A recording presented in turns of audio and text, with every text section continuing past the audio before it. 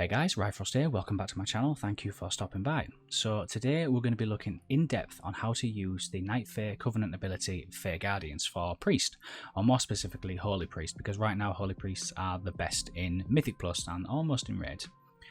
So I have been pushing quite high keys. We're currently 2477 Mythic Raiding with 7 20 plus runs timed, and the higher level keys that we get, the more difficult the enemies get, and the more important it is to make sure you manage your cooldowns, manage your allies' cooldowns, and make sure that your Covenant ability is giving the best you are possibly being able to give. Now, moving over from Kyrian, which was really good in Season 3, moving over to Night Fae, we have become less of a damage dealer and more of a support giver. So now we are throwing out PIs whenever our friendly people want them, and also we are giving them CDR, cooldown reduction, and also a defensive, extra defensive on demand. And you will find the higher keys that you get, and if you ever form a team, you will have people begging for CDR because it reduces very important cooldowns for your DPS givers. So today we're going to break down a little bit more advanced, and then we're going to go into a heroic dungeon just to show you how it works, because right now I don't have any party members, so I can't show you the abilities, but I can show you the first one. But we're going to break it down into 4 parts. So the first 3 abilities, obviously Wrathful Faerie, Guardian Faerie, and Benevolent Faerie, and then also the Haunted Mask, which is a Unity legendary, Bwonsamdi's Pact. So we're going to look at that later on in the video. But a lot of people have been asking me, and I've had messages from people that have been playing priests, or maybe are on an alt whilst I'm in a key, and saying I don't know how to use this ability. And I remember when I first moved over to Night Fae, it did confuse me because the follows your Shadow Word Pain and so on and so forth got quite confusing. So we're going to break it down. So basically, whenever you cast Fae Guardians, whether it's on an ally or an enemy, it will throw out 3 fairies, the Wrathful, Guardian, and Benevolent. The Wrathful will always be on an enemy, and the Guardian and Benevolent will always be on an ally, depending on who you decide to put it on. And if you cast Fae Guardians on an ally, there will be a random enemy that will get Wrathful Faerie, as you will see right now. So I will not put it on an enemy, and I'll just pop it on myself, and it will fly over to the closest enemy. So now you can see there's a little blue fairy that jumped over, and it is giving me 0.5% mana back to me. And when it says follow your Shadow Word Pain, what it means is that when you cast Shadow Word Pain on another target, the fairy will bounce, and then if you cast it back on another target, the fairy will keep bouncing for as long as you have it, and it stops bouncing after a while, but obviously when it runs out. But this can be quite difficult in some senses, because when you're in high keys, there's probably 3 or 4 up to 6 mobs at a time, and you want to be casting Shadow Word Pain on as much as you possibly can. But if you've already given someone CDR, you're not going to get the benefit of this Wrathful Guardian or Wrathful Faerie, because it's going to be bouncing over to each other. So what you want to be doing, and especially in raids and Mythic Plus bosses or priority targets, is making sure that Fae Guardians ends up on a priority target, because the more people that hit the target with your Wrathful Faerie, you will get more mana back, because it's based on how many people hit it and how many times it gets hit. It's not how much you do to the target, it's a small percentage of what you also do, but it's literally free mana. So let's say this is the main target, and obviously these 2 are on, and you're running in, and of course the tank's stacking up all the mobs. You want to be casting Shadow Word Pain, Fae Guardians, and then Shadow Word Pain on your main target. So then the fairy will naturally jump over to that main target, and then you don't need to do anything else with that ability, and that is all you need to focus on for the first Wrathful Faerie. It can get very difficult, because once you're in high level keys, you've probably already casted Fae Guardians to give somebody cooldown reduction, or maybe that extra bit of protection for the tank, but you want to make sure that it is on a priority enemy target, otherwise you're not going to get any benefit. It's fantastic in raids, because especially in single target raid damage, you're going to get a lot of mana back so quick. The next part we're going to look at is Guardian Faerie. So when I said when you cast Fae Guardians on an ally, it will randomly target somebody, an enemy with Wrathful Faerie. Now that works in reverse, which is why you never want to be casting Fae Guardians on an enemy first, because what it does is it randomly assigns both of these Guardian Faeries and Benevolent Faeries in random order to different players. You want to be focusing primarily on who you want to have the Benevolent Fairy on, which is a cooldown reduction. So for me, in our team, it's a Warlock. So off cooldown, whenever this comes off, I'm automatically casting it on our Warlock. Now they will first start off by getting a Benevolent Fairy and a Guardian Fairy. So for a very small time, they will have 20% damage reduction and also 100% major ability cooldown. But once more, with Priests, whenever you link it in with the Flash Concentration legendary, that's 5 flash heals, you get a bonus to your heal ability, which reduces the cast time and makes it more powerful. So you're going to be casting flash heal quite a lot. But as we know, with this ability, Benevolent Fairy will follow whoever you cast flash heal on. And I've done this in the past a few times where I've cast Benevolent Fairy on my Warlock and then had to cast flash heal on someone else to get my stacks staying at 5 stacks, but also because I've either had a proc, a next flash heal is instant and cost no mana. So the thing that you want to make sure that you want to avoid is that if you have the Benevolent Fairy on your main priority target that would get cooldown reduction, you don't then want to be casting flash heal on another target in the middle of a battle, because it's very hard to keep track of the cooldowns, and that Fae Guardian, that Benevolent Fairy will jump to that player that you flash healed, and it won't then be on your main target. So what you want to be doing is making sure that you are really high on the stack with the 5 flash concentration. You get about 19 point something seconds, so you want to make sure you're stacked up with flash concentration and then cast a Benevolent Fairy.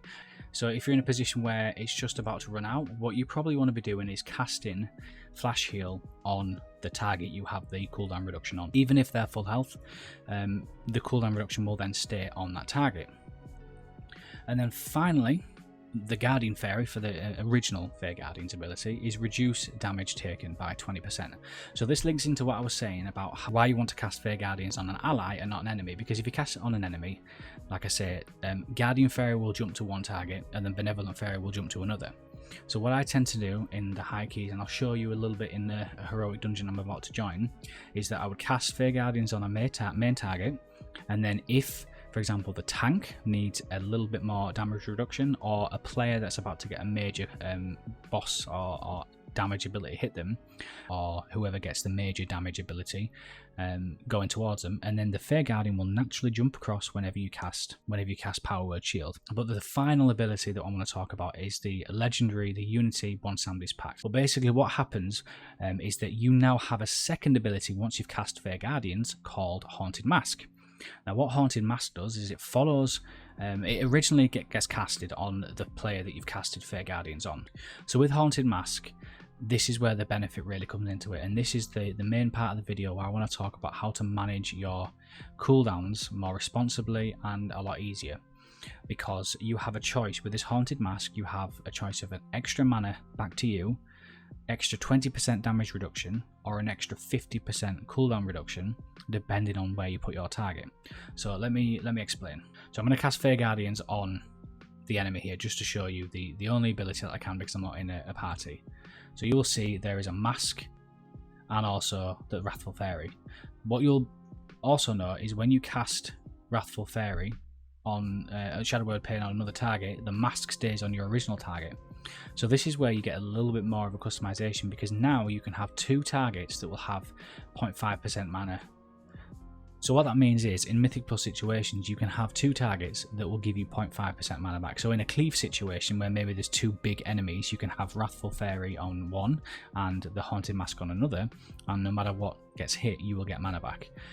In single target situations, you want to be putting it on the same target, so you will get 1% mana back. This also echoes with Guardian Fairy, but like I said before, you will have to cast Fae Guardians again once you've already casted it to move your mask around. It will always stay on the target that you've casted Fae Guardians in. So in our situation, you're going to be looking at our Warlock for our team. So our Warlock will now get Guardian Fairy, Benevolent Fairy, and the mask.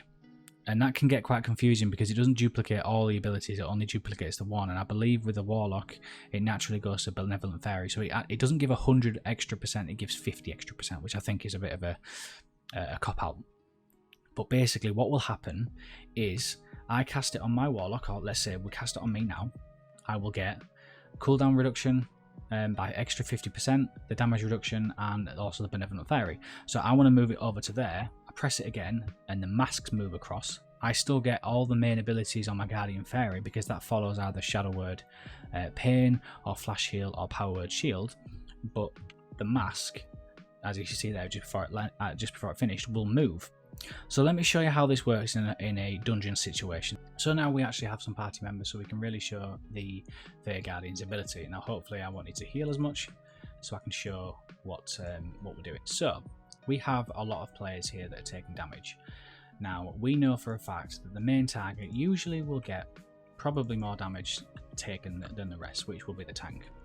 So we could have a decision to make where we could cast our Fae Guardians on our tank, which would then get the automatic cooldown reduction and also the 20% damage reduction, and of course the extra Haunted Mask ability with our Unity, which would normally give either 50% extra CDR or an extra 20% damage reduction. But what I've found to be more successful is cast Fae Guardians on a DPS, which would then give me the opportunity to cast a Power Word Shield on a target that would need the extra damage reduction. So then I don't also need to cast Flash Heal to get my cooldown reduction on my main target. So I'll give you an example. So right now the Warlock, or in my team, is the main target. So I would cast Fae Guardians. They will get 3 buffs. They'll get the Haunted Mask, the Guardian Fairy, and the Benevolent Fairy. But now I know that our Paladin is going to get some damage taken. So I could pop a Power Word Shield, and then they would get the Guardian Fairy, which means they would get the extra 20% damage reduction. So our Warlock will still have the 100% CDR cooldown reduction and also the Haunted Mask, so they would have 150%. Now if I knew this Paladin was going to get extra damage taken, I could then cast the Fae Guardian ability once more and give them an extra 20% damage reduction. So they would have 40% passive damage reduction for the duration of Fae Guardian is up. But because I moved my Haunted Mask from my main target, they would no longer have 150% cooldown reduction.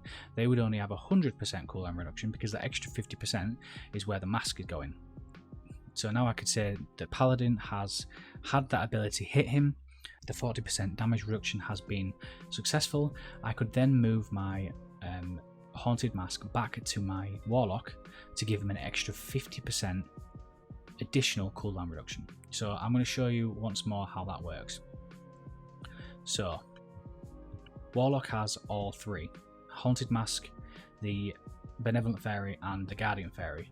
I cast the shield on the Paladin, they now get Guardian Fairy. I cast Haunted Mask, now they have 20 and 20%, 40%, but the Warlock only has the CDR, and then I cast it again and it ran out, but they also now have the extra 50%. So this is where it becomes more difficult, but exceptionally well in higher keys, because of course in the higher keys you want to be bouncing around your buffs as much as you can. Normally in most situations, if you've got a Death Knight or a Paladin, you won't ever need to cast the extra 20% damage reduction on a tank because they're very, very, very powerful at damage reduction. Maybe if you're playing with a Demon Hunter or a Guardian Druid, for example, you might need to give them that 20% reduction. But what I found in most cases is that Guardian Fairy works better on a player that doesn't have the most armor or is very squishy. So we have a hunter in our party for our team that takes a lot of damage, so in most cases I give them the Guardian Fairy, so they would have, every single time I have up Fae Guardians, they would have a flat 20% damage reduction for the duration of the time. So what you want to be doing is pretty much casting Fae Guardians off cooldown, and you want to be prioritizing the cooldown reduction, because the more cooldown reduction you can give to your main damage dealer, the more damage they do, the easier the key is.